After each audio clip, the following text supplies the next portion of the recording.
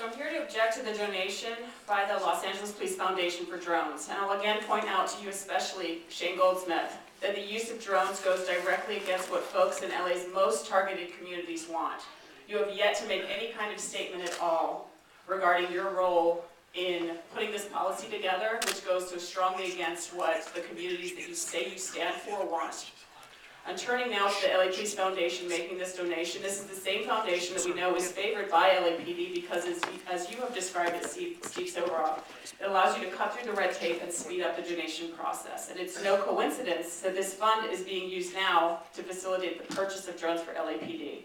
This is the same fund that has been used for years to purchase various tools and weapons of surveillance outside of the city budget, predominantly for use in black and brown neighborhoods. And again, we know this method of funding is being used because it isn't held up to the same standards of public scrutiny. And it is a speedier process.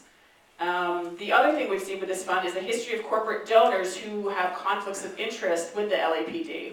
One example of this is Steve Mnuchin, who is the current Treasury Secretary for Trump. Stephen Mnuchin and One West Bank, between 2010 and 2015, donated about $700,000 to the foundation for various projects, while oddly and inappropriately, in 2015, Charlie Beck wrote a letter of support for Mnuchin to the Federal Reserve in support of a corporate merger that he would personally profit from. Another example is Motorola Solutions, who has donated funding to this foundation, and they also have contracts with LAPD.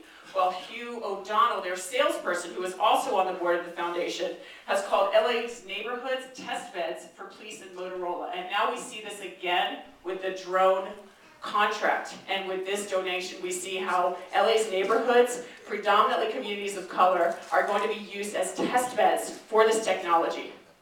Shane, when are you going to start speaking out against this? The next three speakers. When are we going to hear anything from you about this? Mr. Nolnick, Adam Smith.